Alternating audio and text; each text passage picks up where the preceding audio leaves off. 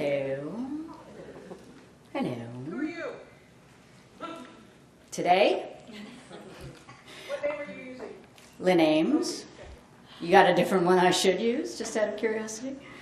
Are y'all having fun so far? Woo! We're running early, timekeeper. Yes, you may have And extra she time. don't speak. That's just not right. Should have asked to go last. After all, you're in charge, dear. Yeah, I'm bigger than you. Be careful.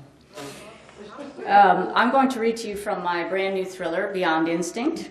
How many of you have had breakfast or something to eat? How many of you get queasy? Leave the room, please. This is from my new thriller, Beyond Instinct. It is just out several weeks ago. It is a flat-out thriller. I won't say that it's a straight thriller because it's not. But it is a flat-out thriller with political undertones, and it's a very international story. So I'm going to read to you from the very beginning, from the prologue.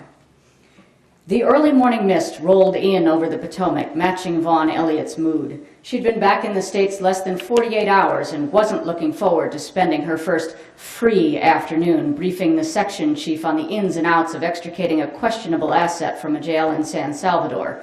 The phone on her hip vibrated, eliciting a groan. "Elliott," she barked. "I heard a rumor you were back." "Hey," Vaughn's voice softened immediately. "Where are you?" "I'm in town." "Really?" "Really." Sarah McFarlane's voice held its usual mirth, bringing a smile to Vaughn's lips as it had since the first time they'd met in college 22 years ago. "Can we get together?" Vaughn asked. "That was my plan, meet you at the usual place." "Sure." Vaughn checked her watch. "I've only got a couple hours, though." "They've already got you hopping? Good thing you never suffer from jet lag." "Tell me about it." "See you in 15. Bye, V." Vaughn closed the phone and tapped it thoughtfully against her chin. She tried to remember the last time she and Sarah had seen each other. It had been too long. Sarah was her first lover. When the CIA recruited them both before graduation, they hadn't realized their assignments would take them to different parts of the globe. Distance and time separated them over the years, but their deep affection for one another never waned. Vaughn shoved off from the railing and headed toward the metro. It would be great to catch up. Sarah stared appraisingly at the tall, handsome woman who shouldered her way past the crowd at the counter on the way to her table. Apart from a smattering of gray hair mixed in with the chestnut, Vaughn looked much the same as she had that first day in Art History 101 when Sarah accidentally dropped a heavy textbook on her foot. "What are you looking at?" Vaughn's eyes narrowed. "Just ogling," Sarah said lightly. "After all these years, you still have that effect on me." She watched with pleasure as a blush crept up Vaughn's neck and spread to her cheeks. "Stop it." Sarah smirked. "Why would I? Making you blush is one of my favorite pastimes." "I've noticed." Vaughn walked around the table and scooped Sarah up into a hug. "How are you?" she whispered against Sarah's ear. "You look a little tired."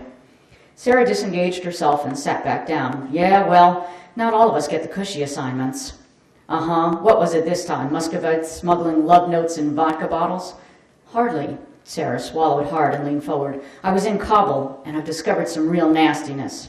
"It's a war zone, hun, not a playground." Sarah glanced up at the face of the only human being on earth she truly trusted with her life. She smiled grimly.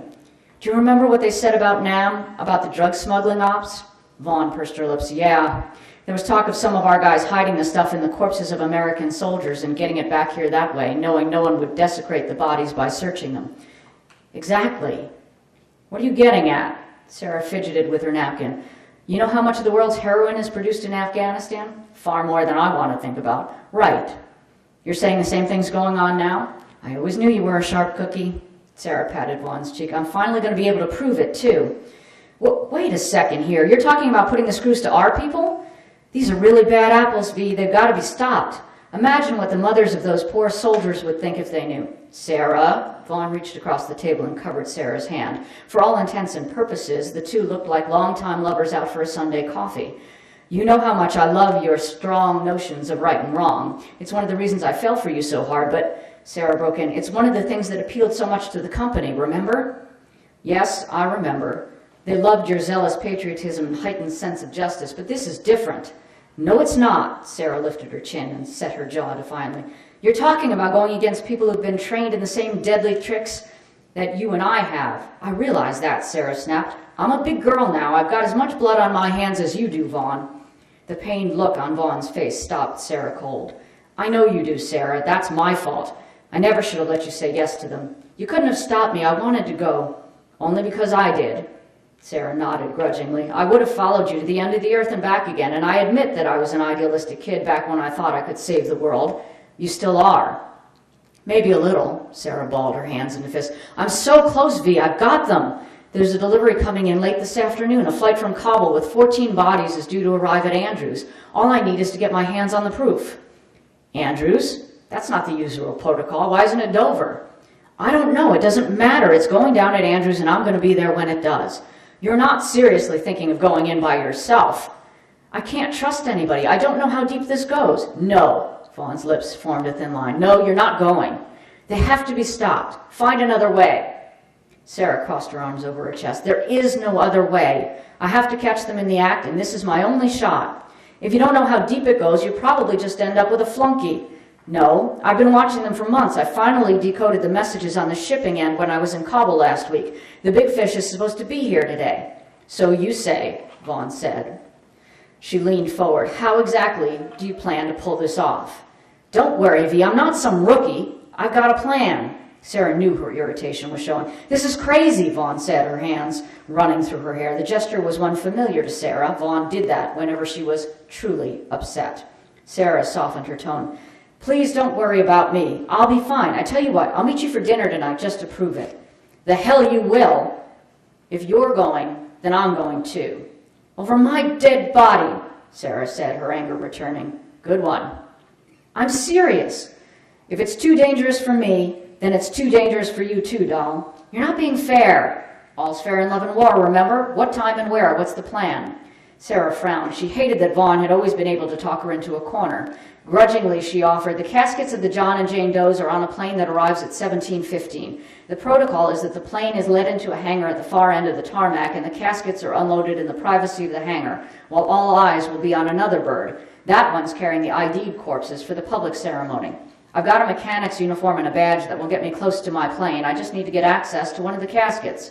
What do you plan to do then? Get the evidence, bag it, and get a copy of the manifest to see who signed for delivery of the goods. Oh, and see who shows up to collect the bounty. You know the big guys will keep their hands clean. They've gotten greedy and sloppy in the past few months, V. The message I got was that they would all be here today. This is the biggest shipment yet, and they want to supervise personally. Are you sure your source is good? Positive. Vaughn was staring hard at her, and Sarah stared back. It took great self-control for her not to squirm under the scrutiny. She knew Vaughn was testing her resolve. Okay, then we go together. No! Sarah slapped her palms on the table. She lamented yet again that Vaughn never seemed to have faith in her ability to do the job. I can do this, V. I know you can, hon, but there's no way I'm going to let you go in without backup, and there's only one person I trust to watch your shapely backside. That's me. I appreciate the compliment, I think, but I've got it under control. It isn't a matter of control, damn it. This isn't an exercise, Sarah. If this is as big an operation as you say, it's got to be sophisticated. That means high-level involvement and high stakes. They're not going to let you just waltz in and collar them. I know that. What are you going to do once you have the proof? I've got someone inside the FBI who's got a clear channel to the top. This is nuts. I'm going, Vaughn. You can't stop me. Maybe not, but you can't stop me from joining you either. You'll create too much suspicion. I've planned this for months. Find a way to get me in. Their faces were close together, nostrils flaring, eyes glittering. Finally, Sarah conceded. There's a locker inside the terminal, number 342. There'll be a uniform in there for you. I'll meet you there at 1600 hours. She shoved back her chair and stalked away. Vaughn's meeting ran late. By the time she reached Andrews Air Force Base, it was past the appointed hour. She swore under her breath as she skidded to a halt in front of locker 342. There was no sign of Sarah. Damn it, Sarah, you'd better not be doing anything stupid, Vaughn muttered as she quickly shrugged into a set of greasy coveralls, zipped them, and pulled on the battered sneakers Sarah left for her. She secured the fake ID and sprinted toward the tarmac. She was inside the hangar and had nearly reached her destination. In fact, she could just make out Sarah's silhouetted form approaching the open cargo bay and the line of caskets on a mechanized conveyor belt. Out of the corner of her eye, she noticed movement. It was little more than a suggestion of a shadow, but it was enough. Vaughn veered off behind a nearby pallet and cautiously inched her way around it, her Glock 40 held out of sight down by her side. She caught a glint of steel, the barrel of a gun, and it was pointed in Sarah's direction. She swung her arm up, tucked, rolled underneath the shadow, and kicked the legs out from under a compact man whose face resembled a pug. The man's head hit the concrete with a hard thud, and his gun skittered across the floor. One look at him told Vaughn he was unconscious and would be for a while. The same look told Vaughn he was company through and through. She took the time to retrieve several items from his pockets and dragged him behind the pallet. Shit! Shit! Vaughn took off again at a dead sprint towards Sarah. When she was about 10 feet away, she yelled, "It's a setup! Get down!" Even as she screamed, she watched helplessly as Sarah bent over and lifted the lid of the nearest casket. The world narrowed down to just the two of them as a huge sonic boom knocked Vaughn off her feet. The last thing she saw was Sarah's head exploding and her lifeless but completely intact lower body crumpled to the ground. Vaughn scrambled to her feet, only to have her legs give way. She blinked her eyes furiously in an attempt to focus. Sarah, oh God, not my Sarah. Vaughn crawled forward. She was vaguely aware of people running everywhere, and the fact that her right arm felt like it was on fire. Something was sticking to her side. She looked down. Blood soaked through the left side of the coveralls. Breathing was agony, and the ringing in her ears would not abate. None of it mattered. Vaughn reached Sarah and gathered her close with her right arm. She doubled over as a sharp stab of pain ripped through her. She sucked in a breath and hissed it out through clenched teeth. When she finally straightened and looked down, pieces of bone and tissue were stuck to her bloody coveralls. The flesh from Sarah's face was gone, and only tiny fragments of bone remained where her jaw had been. With her left hand, Vaughn felt around on the ground, mindlessly gathering small bits of skin and bone and pushing them into the wide crevices where Sarah's face had been. Vaughn rocked Sarah. "It's okay, beautiful girl. You're okay. I'm here. I'll never let you go again." Tears streamed down her face. Vaughn lashed out viciously when hands tried to pry her fingers from Sarah, and a shockwave of pain shot through her. A shadow appeared, and Vaughn became aware of someone in a military uniform standing over her. His mouth was moving, but she heard no distinct sound. She felt herself being lifted. Although she tried to hold on, Sarah slipped from her grasp. Vaughn cried out. She struggled against the hands that were forcing her to lie down flat. Several faces loomed over her. They were blurry, and she was unable to make out distinct features. Vaughn blinked, but her vision wouldn't clear. Again, she could see mouths moving, but could not make out any words. An oxygen mask was placed over her nose and mouth, and she felt hands strapping her down. Vaughn wanted to scream. "I have to stay with Sarah, to protect her." The world began to spin. Seconds later, everything went black.